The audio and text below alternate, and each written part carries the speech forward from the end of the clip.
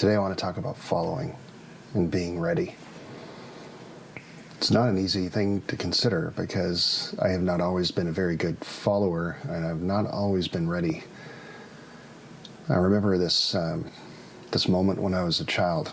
I was taken out hunting with my friend Andy and his dad Al. Now, Al was a man's man, and when I say that, I mean that he was just he was rugged, tough when he needed to be, gave good advice of wisdom, not always easy to hear, good pieces of wisdom rather, and that weren't always easy to hear, but he was soft when he needed to be. Interesting guy. He was walking us through the snow. We were going off into the backcountry, which at the time, where I lived wasn't very far away. But we walked, Andy and I, following his dad. And I just remember kind of stretching my legs to walk in his footsteps in the deeper snow, because otherwise you'd get lost. And there's a sound that the snow makes when your feet are sinking in, and you can hear that kind of crunch, and the only sound around is the echo of that in the trees, because everything is so silent and quiet. And unless you've done it, it's hard for me to explain, but you'll know what I mean if you've been off in the middle of nowhere, where there's no sound other than your own footsteps. I had to trust Al that day. I had to follow him and walk in his footsteps. And it wasn't particularly easy at first, because trust doesn't come quickly. Even though I had known this man for a while, I was young. I didn't have any, hurts or wounds or anything that to pile up in life as you do, you get older. But it taught me something that day about following, that sometimes it's blind, it takes trust, it takes faith, and you certainly have to follow in others' footsteps, especially in treacherous areas of life. So the question I had to ask myself was, who am I following? And I have to ask myself that on a consistent basis. Who am I following? In our social media age, it's really easy to very quickly follow someone, ignore much of what they say, and just see the perfect life that they portray. And that's not, it's not real. And I find social media challenging that way, not because I don't understand technology, because I do. I've worked in technology most of my career when I wasn't a pastor. It more comes down to the idea that a quick follow of a postcard life is not something to base your life upon. I believe everybody needs to follow someone. We all need to serve someone, as Bob Dylan said. And I think today is our day to choose. Who do you follow, right? Who's leading you right now? If you're leading yourself, well, that's not a bad thing. We all need self-leadership. But it's hard to follow yourself without going in circles or being stuck in one place. And being stuck in one place is going nowhere, and some will argue it's actually going backwards. So the question again is, who do you follow today? Who are you following? And don't say social media, because though there are followers, there are not listeners, there are not doers.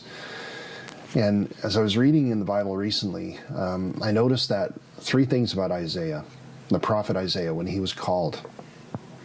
He first heard from God, and then he needed to look at himself and examine himself, and then he went to the people that he was to love. And I think it's an important kind of trio that we need to look at, or that maybe I need to look at. And if you do, that's great. We need to know where we come from, who we come from. We need to know who God is in our life. We need to recognize that there's a higher power. Even the language recovery will talk about that. In the very beginning, we have to recognize that we're not the main character of our TV series that's running here, that we have a part to play in this world. And that part is understanding that we are created. We were created for a purpose. We have a purpose here. And that Creator wants to know us and for us to know Him. The next part of that trio is looking at yourself, taking a moment of self-examination, looking in the mirror, as it were. And, we can make mistakes with mirrors. We can look too quickly and not really pick up on anything that we need to change. So just a quick glance, okay, I got it all together, I'm ready for the world. Or we can take a long examination and we can see what needs to be restored and what needs to be fixed, what needs to be pulled apart, changed. A mirror can help that. And I think that self-examination is important because, one of the questions I've had to ask myself so often over the years is, what if I'm wrong? As a pastor, you have to make a lot of decisions, and some decisions are things that people do not want you to make or like or even support, but it's the right decision. A year ago or so, a little over a year ago, I had to make a couple of decisions that affected the lives of a few people, and I kept on hearing this voice, this inner voice, and I kept on reading in the Word and through other materials, and I kept on hearing from other people that I asked to pray for me. Do the right thing. And the right thing at that time was supporting someone who was being abused and making sure that they were safe. I have no regrets, though the cost was great. And you have to take a look in the mirror in those situations and those difficulties and think, what if I'm wrong? Am I doing the right thing here? And that self-examination is important before we go out and love others, because we can love half-heartedly, we can love kind of sideways, even though it may be love. If we are stuck in ourselves, or if there are things that need to be restored, or if we are not yet caught up with what God has been showing us in our lives to change, to mold, to build, to be better with, then we're not fully presenting ourselves to those people. Imagine Isaiah not fully presenting himself to those people that he was to love because he was so caught up on other things. No, we have to have people to follow. And it can't just be this easy believism of, you're going to be a better you now, Well, good luck with that. And it can't just be something where, and when we stop hearing what we like, we move on and we go do something else. Because sometimes when we look in the mirror, there's a challenge that we face. It's not always an Instagram, beauty. We look at ourselves and think, man, I got to lose weight, or I got to, and I do. Or, I got to fix something, or I got to do something like that. And it's like, that's okay. Have those moments of self-examination. I haven't spent much time with God this week, so do it. I haven't been very nice to those people, so be nice to them. Right? I said I was going to do something before I made this video even, and it's funny because even setting up the camera was just like everything was falling apart, and it was just, I'm like, this is so frustrating. It should be easier so I could keep doing these videos. But then I remembered I promised a guy last night that I was meeting for dinner that I would send him the recording from Sunday where he shared something during worship, and it was beautiful. It was awesome, and his wife wasn't there to hear it. So I said, okay, I'll send it to you. Well, last night went by and I didn't send it. This morning I got up and I didn't send it. And it's like it was just out of my mind. And then I thought, I better send it before I make this video, because I already committed to him. I already gave him my word that I was going to do that. So that was a self-examination that I needed to make and look in the mirror and say, is there something I've left undone? That was left undone. So it's allowed me to sit here now and share this. And that be a part of a confessional of how we need to look in the mirror and not just glance too quickly at it, but take a good long examination. The other side of it too is that, one of the things Al was good at, for better or for worse, was when you made a mistake, he told you. And at first, you think, well, gosh, buddy, can you just let up a little bit? I mean, we're kids, right?